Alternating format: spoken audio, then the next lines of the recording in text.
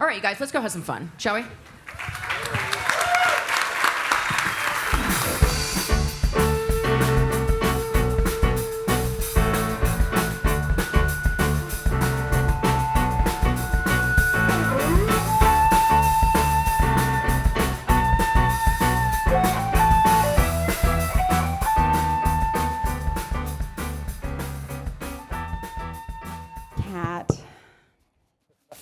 So nice to see you in human form, in 3D.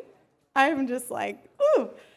That's one of the cool things about, and also challenging parts of our world today, is the focus on virtual. And I really love that we're here live today, in person with everyone, especially after all of the isolation that we've been in. We're gonna talk a lot about the community aspect of these medicines and how they bring people together, as we see. So, hi. How are you? Oh, a little chilly, and I'm doing great. Tell us something about yourself. Oh, tell us something about myself. Well, I am Susannah Rose Stokes, as Kat so kindly mentioned, and I run an organization called Metamorphosis Ventures, and we have a ministry called House of Embodied Metamorphosis that is an entheogenic church, a 508c1a, that allows us to serve this medicine, our beautiful sacred medicines, as sacrament within the United States. And I was a Marine Corps officer. I went to the Naval Academy, and then I was an air defense control officer in Afghanistan. And yeah, learned a lot about war, and we're going to talk about that tonight. Tell me about you, Punky. Hey, I'm Michael Higgs, Punky, 30-year Navy SEAL, retired back in 16. Zero plant medicine experiences until 3.5 years ago, when I bottomed out and decided to take my own life. Luckily, I found my way into Abigail with Dr. Martin, with Martin Polanco here. Then worked with the Mission Within for about 2.5 years with my wife, Katie. And now I'm the program director in San Diego for the Honor Foundation. It's a nonprofit transition program for special operations men and women. Thanks.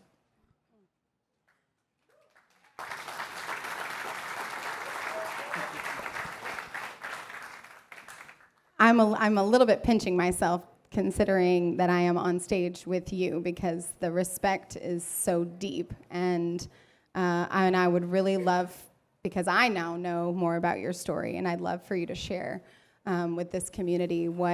Tell us a little bit about your military career, what you did. Yeah, so broken family coming in. I feel like most military people are. Susannah and I were talking about this, the island of misfit toys. But the military somehow gives you a place to thrive and kind of recorrect all those things. I came back from Iraq in 2015. It's my 7th deployment over there. Retired a year after that, and I thought I was good. I was solid.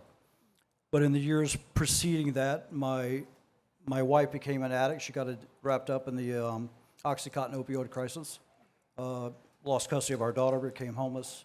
My oldest daughter also got wrapped up in opioids at the exact same time, addicted to Oxycontin. And then she just passed away this past August with fentanyl. But during that time, I was like going back and forth from Iraq and coming home and dealing with 2 addicts in the house, custody battles and all this other madness. And then for some reason, everything started to implode upon me. I was having cog issues, I was having anger issues, I was drinking myself silly, I was on more meds than any human should ever be on that the VA likes to give you because they prescribed a symptom. And for some reason, I ended up bottoming out. But my military time was great. I loved it. I did 10 years pre-war, no combat at all. And then the last 20, playing around in the sandbox. But came out unscathed and thought I was good until I wasn't. So, just about yours. Yeah. Yeah. I think we really do kind of embody this like yin and yang of the experiences, because from the outside looking in, my experience, even my own self, I thought everything was fine. And, joining the Marine Corps, going to Afghanistan twice, being a woman in the military, I was a victim advocate for survivors of sexual assault, and so I was fielding cases of all the people who had been assaulted, myself being assaulted, and then witnessing death and destruction around me, I went through a whole process of spiritual just nihilism, I would say, that lost my faith, which was a really powerful part of my journey as a child. And then I was like, is there even a God? Like, what is this? But all of that was so internal. And from the outside, everyone was like, oh, this girl's got her shit together. She's doing great. There's no visible trauma. And yet I was screaming inside, and it caused me to get a divorce, to go through a deep period of depression that caused me to want to, kill myself as well and go through suicidal ideations. And that all led me to psychedelics, which we'll share a little bit more about. So what was it in what was that moment of trauma for you that really led to you seeking this kind of healing? Yeah, it was interesting because and you and I were speaking. A buddy that I recruited into the SEAL teams got out, became a firefighter, and ended up having a traumatic break. And dealing with him and piecing together stories and all sorts of stuff, for some reason talking to him started to bring up all my own stuff. And next thing you know, I was having flashbacks like there's no tomorrow, stuff that I didn't even think existed. I thought flashbacks were just a thing, right? And they weren't. And it raged out of control. Luckily for me, I was trying to get him into the mission within. I had called Martine. I'm like, hey man, does your medicine work with my friend with this stuff? With no intentions of ever going to get help for myself. And then my friend showed up at my door at the same time I'm about to blow my brain out. He's banging on my door, and I'm like, well, do I do it now or do I wait for him to leave? But either way, I'm doing this. But I didn't. And I went downstairs and opened the door, and he was there, and he goes, hey, I got accepted the mission within. I was like, good for you. He goes, but I'm not going if you don't go. I'm like, well, I'll go down and hold your hand. With zero intention of ever going through the medicine. But that wasn't the deal we made. So I ended up going down, went through treatment with Martine and his staff, and all I can say is I got my life back tenfold.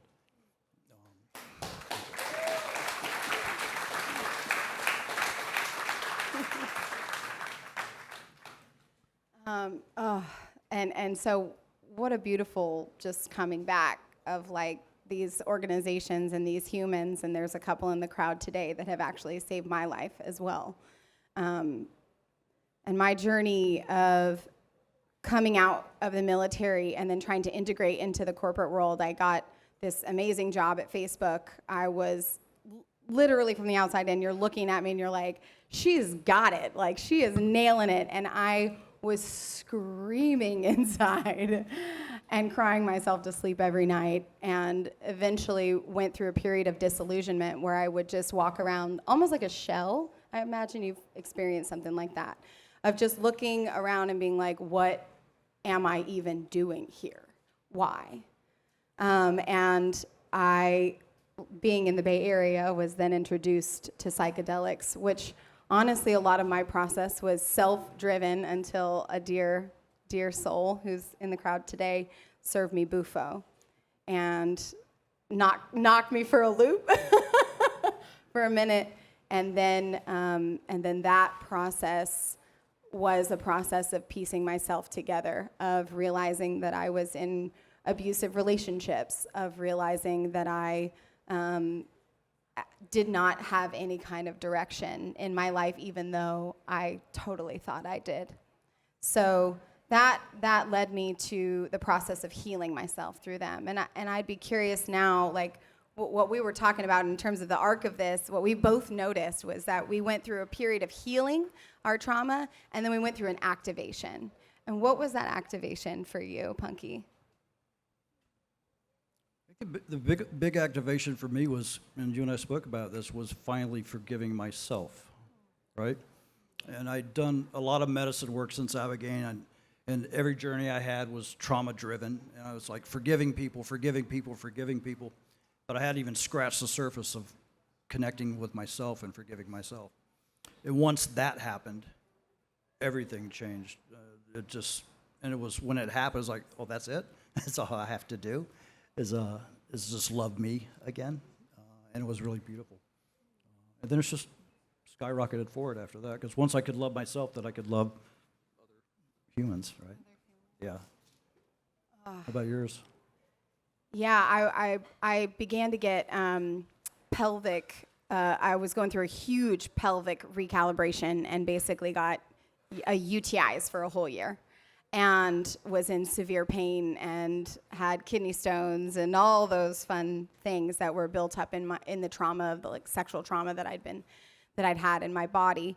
And I was recreationally working with LSD one day, and I decided to meditate on the top of a mountain, because who doesn't want to do that with some LSD?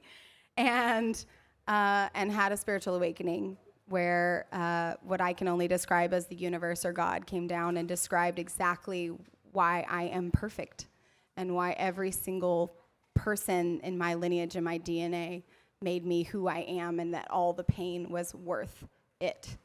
And all of the witnessing of those people dying and, war and things were what I needed to see in order to be here today and do what I'm doing, which is being a healer. And and that led me into the healing work that I do. And when you started to activate and you started to forgive yourself, what allowed you to then, or what caused you to want to become a facilitator? Because that's another level, right? What was that? When it started, it was actually by accident. As all things in life, right? At the Mission Within, we always have a veteran. So there's a therapist coach, and then there's always a veteran coach there as well. And I told Martine, I'll drive the truck. I'll come down and wash dishes. I don't care, whatever you need. From that and just being in the container and just watching, and this is my community, so most of the population coming through were SEALs. So I knew these guys, or there were women from my community as well. So just being in the container and just watching these people heal, as I had, was like, I need to be in this. This is where I'm supposed to be. And it was a big shift. And you and I spoke about, I got into the space a little too early. I went from being a complete non-empath to a complete cracked open empath, to where I felt everything moving. That was a lot to work with and play and learn how to get grounded and protect my own space. And then realize that I can't save everybody. It's their journey, it's not mine. But it's beautiful just to see people come in broken or at the end of their run, right? And then walk out the door with complete hope in their eyes and in their life again. And it happens that quick. But it happened because they wanted it. Yeah. And I feel like us veterans, we tend to go full force the moment that we have a realization. We're like, onward! And we do the thing as fast and as intensely as possible. And that process of sensitizing can be incredibly painful as you shed the walls of the numbness that you built up to protect yourself, to protect myself. And my activation really was driven a lot by my dear sister, who was diagnosed with borderline personality disorder and was actively attempting suicide. And every time she would take a bottle of pills and drink a bottle of wine to try to kill herself, she'd call me right after and ask, what do I do now? And I'd be like, at first I was like, oh shit. And then I learned very quickly how to help her, purge that out of her system. But what I realized was, through her process and my own process being mirrored back to me through her, was that there are so many souls out there who deeply need, myself included, this kind of deep cleansing healing, completion healing is what we call it, on all layers of the body system. And so I did have an opportunity to help her, and she is no longer seeking to harm herself today, which was really powerful. But as we shift into the part of stabilization, right? And you described that process of sensitizing yourself really quickly and wanting to save everyone, because I think that was a very true experience for me too. what helped you with that? What helped you with keeping yourself safe? Trial and error? No. I had good coaches. You know, my wife and the other facilitators down there really helped teach me how to separate it and protect my own energy. And there were times when I dove in too deep, and you know, I gave too much, or I would take on too much. I'm like, okay, I have to learn this again and again and again. But it just took time. And it just took time learning myself and learning that, you know, what's theirs is theirs and what's mine's mine, and just how to hold that loving container. I love how you said that, because the mine, not mine. How many of you have trouble discerning what emotion is yours and what is your partner's or your family's? Anybody have difficulty with boundaries? Yeah. And so many of us grow up in environments where you don't have your own space, you don't have your own sovereignty. And I would say that my experience serving veterans and individuals in general, but veterans especially, is so many of us have experienced some sort of very traumatic childhood abuse or highly chaotic childhood environments. And one of the beautiful things that this medicine has taught me is, and this type of healing has taught me, is how to have those boundaries. And so now I do a lot of energetic boundary work, which was really what I did to help with that. Yeah, and I think we have one more question, which is, if there was someone who wants to be in the role that you're in right now, or at least wants to be healed and they've experienced post-trauma, what would you say to them? What advice would you give? What wisdom would you share? Just reach out. You know, we have the hardest time as humans asking for help. Veterans, even more so, I think. Men, on top of that, right? And then coming from any traumatic background, even lessens the chance of that ever happening. But reach out. There's so many freaking great organizations that are working in the medicine space. You know, 5 years ago, I would have no clue. And I laugh because when I went to Mexico, I was laughing. I'm like, yeah, I'm getting this van. I'm going to Mexico to do drugs I've never heard of with a doctor I've never met or researched. And it sounds okay. But yeah, just reach out and have faith. You know, just reconnecting yourself is, you know, one of the most beautiful things you can do. What do you think? Yeah, and you mentioned it before, but the forgiveness piece and the compassion piece for self, because I will be the first one to say that I am a hot mess. I am experiencing every possible emotion that you could possibly imagine on a regular basis. And when I was in the military and I was trying to put on a mask and I was trying to show you that I was so fucking strong and I got it, I was actually in deep distress. And what you did for yourself and what a lot of veterans have now started to do, because veterans have been encouraged to do this a little more than they have in the past, is to have compassion for those parts of you that are really in pain and just meet them. You don't have to change them. You don't have to really do anything. Just be with them. And the moment that you do that, everything softens and you have the opportunity to forgive yourself, others, the journey. A little story. So thank y'all. Thank y'all so much for listening to our story today. Appreciate it. Thank you so much.